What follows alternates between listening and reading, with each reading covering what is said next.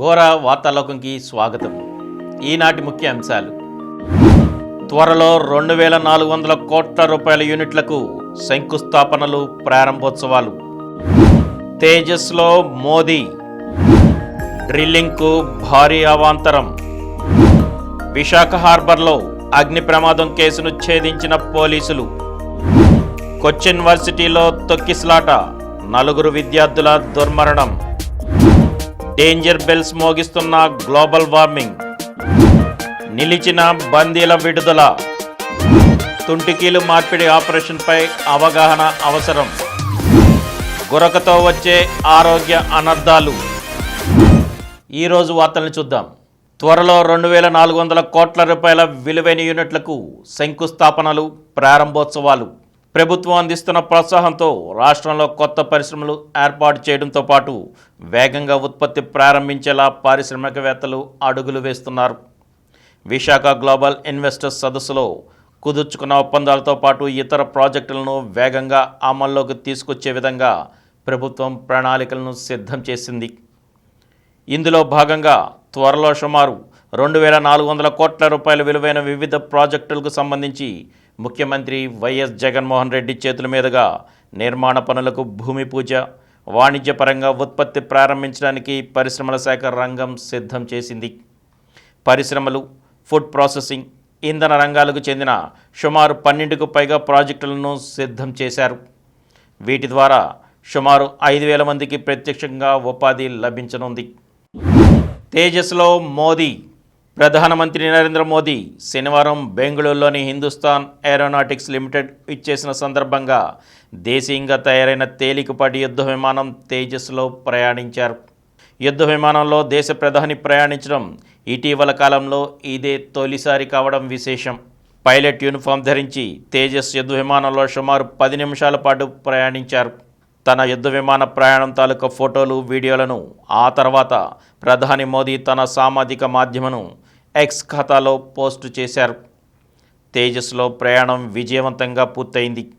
ఈ ప్రయాణ అనుభవం దేశీయ సామర్థ్యాలపై నా నమ్మకాన్ని మరింతగా పెంచింది. దేశీయ టెక్నాలజీ, వైమానిక సత్తా, కృషి, అంకితభావం చూస్తే గర్వంగా ఉంది. స్వావలంబనలో ప్రపంచంలోని ఏ దేశంతోనూ భారత్ తీసిపోదు. భారతీయులుగా మనందరం ఈ విషయంలో భారత వాయుసేన, డిఆర్డిఓ, హాల్ను అభినందించాల్సిందే అని మోదీ ట్వీట్ చేశారు. విమాన ప్రయాణం తర్వాత హాల్లోని తయారీ కేంద్రం పనితీరును ఆయన స్వయంగా పర్యవేక్షించారు. డ్రిల్లింగ్కు భారీ అవాంతరం. 1-2 రోజుల్లో కార్మికులు సొరంగం నుంచి బయటకు వస్తారన్న ఆశలకు గండి పడింది. ఉత్తరాఖండ్లోని ఉత్తరకాశీ జిల్లా సిల్క్యారా సొరంగం కూలిన ఘటనలో చిక్కుకున్న 41 మంది కార్మికులను కాపాడేందుకు చేస్తున్న అగర్ మిషన్ డ్రిల్లింగ్ను నిలిపివేశారు. శిథిలాల్లో ఉన్న ఇనుప కడ్డీలు, డ్రిల్లింగ్ మిషన్ బ్లేడ్లను నాశనం చేయడమే ఇందుకు అసలు కారణం. సొరంగం అంతర్గత నిర్మాణంలో వాడిన ఇనుప కడ్డీలు సొరంగం కూలాక శిథిలాల్లో చిందరవందరగా పడి అగర్ మిషన్ ముందుకు కదలకుండా అడ్డుపడుతున్నాయి. దీంతో డ్రిల్లింగ్ వేళ మిషన్ బ్లేడ్లన్నీ ధ్వంసమయ్యాయి. డ్రిల్లింగ్ ప్లాన్ను పక్కన పెట్టి ఇక మాన్యువల్గా తవ్వాలని అధికారులు ప్రాథమిక అంచనాకొచ్చారు. ఇంకా దాదాపు 12 మీటర్ల మేర శిథిలాల గుట్టును తొలగించాల్సి ఉంది.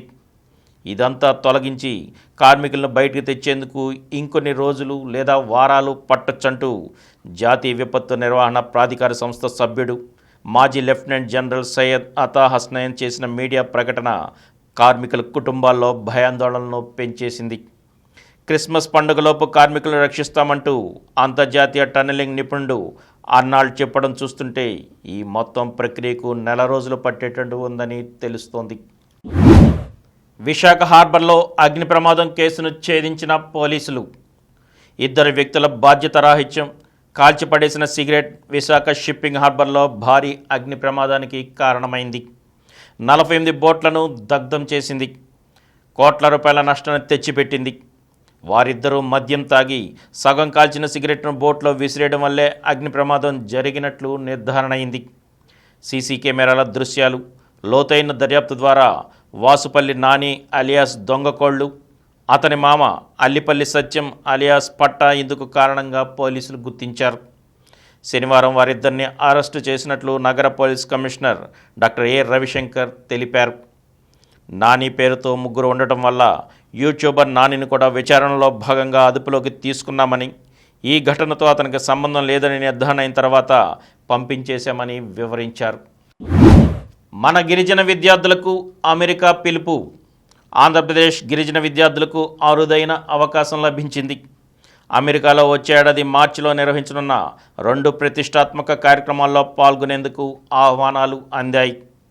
మార్చి 5వ తేదీన వాషింగ్టన్లో నానో టెక్నాలజీ సింపోజియం నిర్వహించనున్నారు. ఈ కార్యక్రమానికి ప్రతినిధులుగా ఆంధ్రప్రదేశ్ నుంచి 10 మంది గిరిజన విద్యార్థులను తీసుకురావాలని ఐక్యరాజ్య సమితి స్పెషల్ స్టేటస్ మెంబర్ ఉన్నవ షకింగ్ కుమార్కు అమెరికాలోని national nano technology coordination office director Branden Brough లేఖ రాశారు. వచ్చే ఏడాది మార్చి 11 నుంచి 22 వరకు అమెరికాలో నిర్వహించనున్న commission on the status of women 68వ వార్షికోత్సవంలో పాల్గొనేందుకు ఆంధ్రప్రదేశ్కి చెందిన 10 మంది గిరిజన విద్యార్థుల బృందాన్ని పంపాలని మరో ఆహ్వానం కూడా అందింది. CWC 68లో భాగంగా నిర్వహించే సమావేశాల్లో అంతర్జాతీయ ప్రమాణాలు, విధానాలు, సవాళ్లు, కార్యాచరణ వంటి అంశాలపై చర్చించనున్నారు. దేశవ్యాప్తంగా ప్రచారోద్యమం. మహిళలపై గృహహింస, బాల్య వివాహాల కట్టడి, బాలికా విద్యకు ప్రోత్సాహం, గర్భిణీలు, చిన్నపిల్లల్లో రక్తహీనత నివారణ తదితర అంశాలపై కేంద్ర ప్రభుత్వం దేశవ్యాప్తంగా 4 వారాల పాటు ప్రచారోద్యమం నిర్వహించబోతోంది. వారానికి ఒక్కో అంశంపై నిర్వహించే ఈ ప్రచారోద్యమం శనివారం ఏపీలో ప్రారంభమవగా సెర్ప్ CEO ఇంతియాజ్ పాల్గొన్నారు. ఈ ప్రచార కార్యక్రమాలు డిసెంబర్ 22 వరకు కొనసాగనున్నాయి. IMA రాష్ట్ర అధ్యక్షుడిగా జేసీ నాయుడు, ఇండియన్ మెడికల్ అసోసియేషన్ రాష్ట్ర శాఖ అధ్యక్షుడిగా విజయనగరానికి చెందిన డాక్టర్ ముర్రు జయచంద్ర నాయుడు అంటే జేసీ నాయుడు శనివారం బాధ్యతలు స్వీకరించారు. IMA జాతీయ అధ్యక్షుడు డాక్టర్ ఆర్వి అశోకన్, ఉపాధ్యక్షుడు డాక్టర్ శ్రీహరిరావు, రాష్ట్ర అసోసియేషన్ తాజా మాజీ అధ్యక్షుడు డాక్టర్ రవికృష్ణ, కార్యదర్శి డాక్టర్ పి ఫణిధర్, మాజీ జాతీయ అధ్యక్షులు డాక్టర్ జి సమరం సమక్షంలో శనివారం రాత్రి మంగళగిరిలోని డాక్టర్ స్పోర్ట్స్ అకాడమీ గ్రౌండ్స్లో ఏపీ కాన్ 2023 వార్షికోత్సవం జరిగింది. ఈ సందర్భంగా IMA రాష్ట్ర అధ్యక్షుడిగా జయచంద్ర నాయుడు ప్రమాణ స్వీకారం చేశారు. ఆయన మాట్లాడుతూ దాడుల నుంచి వైద్యుల రక్షణకు దివంగత ముఖ్యమంత్రి వైఎస్ రాజశేఖర రెడ్డి యాక్ట్ 11/2008 తీసుకొచ్చారని గుర్తు చేశారు. అందులో సాంకేతికంగా కొన్ని మార్పులు చేస్తే వైద్యులకు సంపూర్ణంగా రక్షణ లభిస్తుందన్నారు. ఈ విషయమై ఇటీవల ముఖ్యమంత్రి వైఎస్ జగన్మోహన్ రెడ్డిని కలిశామని, ఆయన సానుకూలంగా స్పందించారని వెల్లడించారు. విధాన పరిషత్తులో వైద్యులకు ప్రత్యేకంగా ఒక MLC సీటును ప్రభుత్వం కేటాయించాలని కోరారు. కొచ్చిన్ యూనివర్సిటీలో తొక్కిసలాట, 4 విద్యార్థుల దుర్మరణం.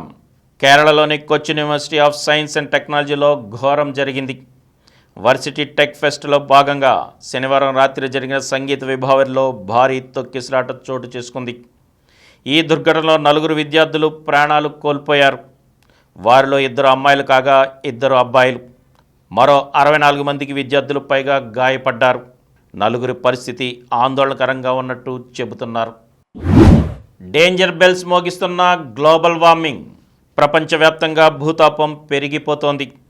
మంచు పర్వతాలు కరిగిపోతున్నాయి. హిమానీ నదాలు క్రమంగా మాయమైపోతున్నాయి. ఆసియాలోని హిందూ కుష్తో పాటు పెరు మంచు పర్వతాల్లోని హిమానీ నదాల తగ్గుదల పర్యావరణవేత్తలను, శాస్త్రవేత్తలను ఆందోళనకు గురిచేస్తోంది. ప్రపంచంలోని హిమానీ నదాల్లో దశాబ్ద కాలంలో 332 గిగాటన్నుల మంచు అదృశ్యమైందని అంచనా. ఇక ఆసియాలోని హిందూ కుష్ హిమాలయాలు ఆఫ్ఘనిస్తాన్, బంగ్లాదేశ్, భూటాన్, చైనా, భారత్, మయన్మార్, నేపాల్, పాకిస్తాన్ మీదుగా 3500 కిలోమీటర్ల మేర విస్తరించి ఉన్నాయి. ప్రస్తుతం ఇవి వేగంగా కరిగిపోతున్నాయి. ఈ శతాబ్దం చివరి నాటికి వాటి పరిమాణంలో 75% వరకు కోల్పోయే అవకాశం ఉందని శాస్త్రవేత్తలు చెబుతున్నారు.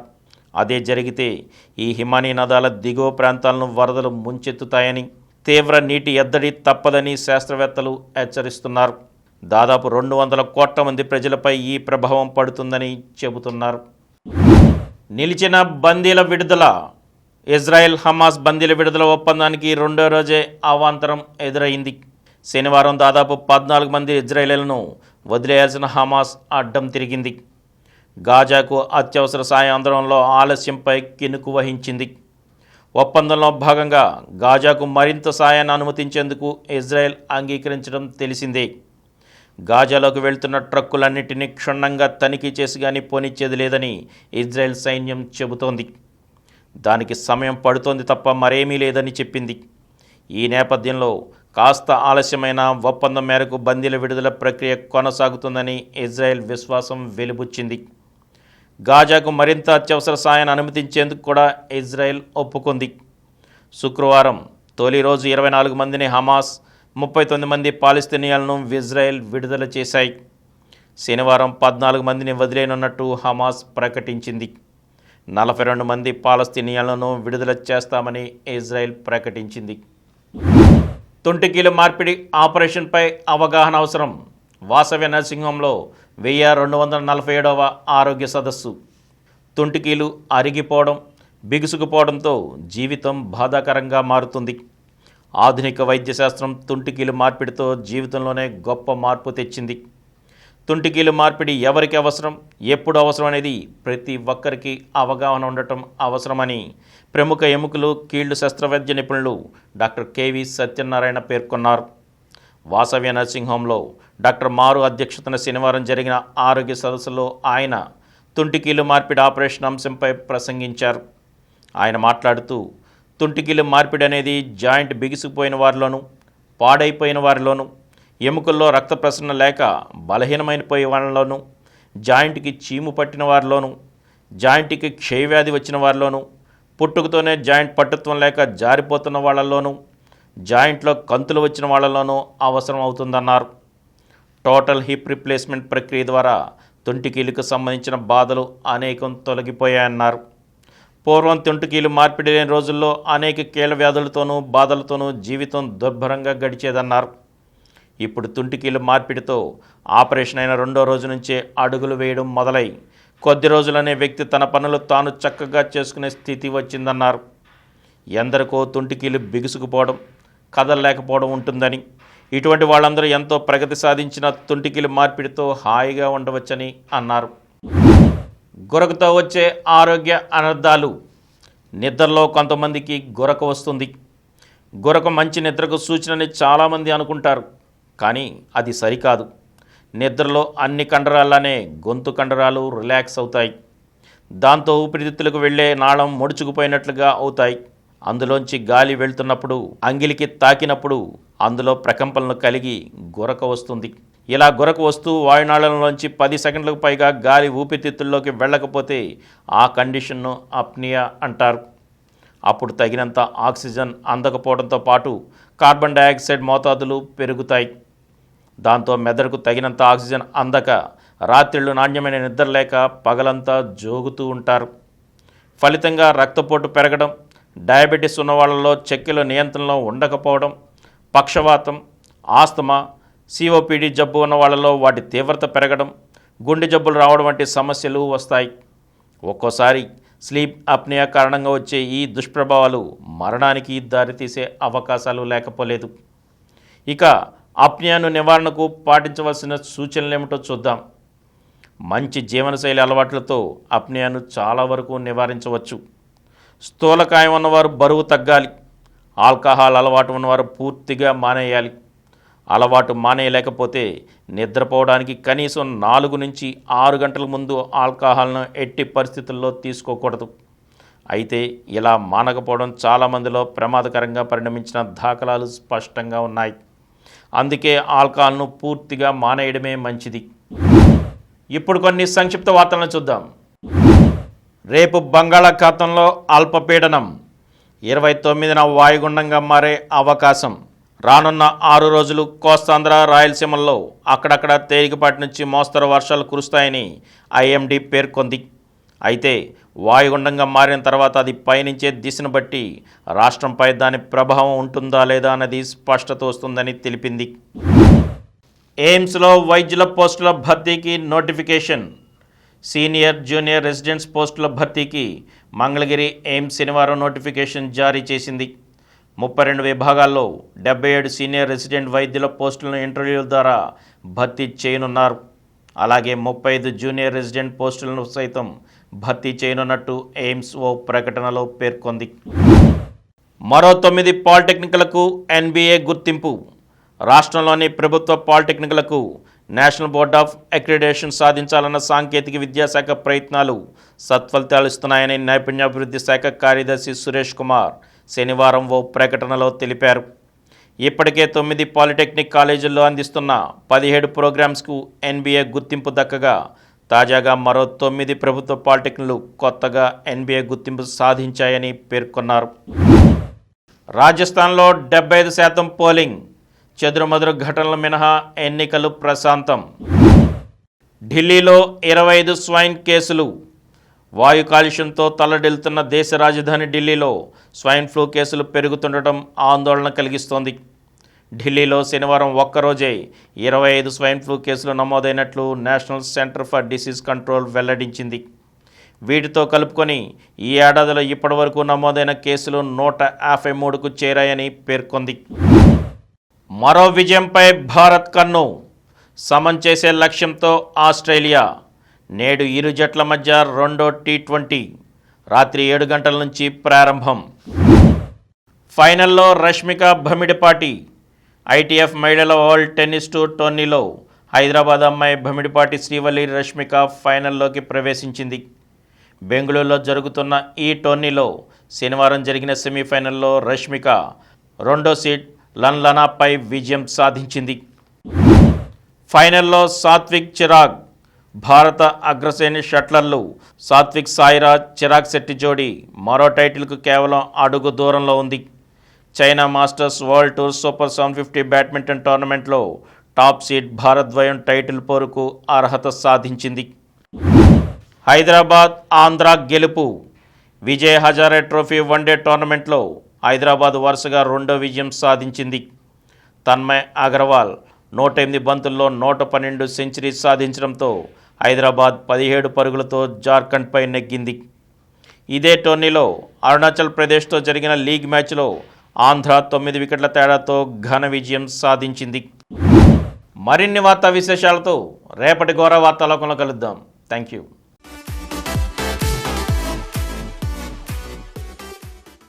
ప్రతిరోజు వార్తా విశేషాల కోసం అనతి కాలంలోనే 20 కోట్ల వ్యూస్కు చేరువలో ఉన్న డాక్టర్ సమరం మల్టీ ఛానల్ నెట్వర్క్ సమర్పించు గోరా వార్తాలోకంకు సబ్స్క్రైబ్ చేయండి, లైక్ చేయండి, మీ ఫ్రెండ్స్కి షేర్ చేయండి. అలాగే ప్రక్కనున్న గంట సింబల్ని ప్రెస్ చేయడం మర్చిపోకండి. Please download Samaram multi-channel app and watch your favorite channels from your mobile. App available on Google Play Store and subscribe to the channels.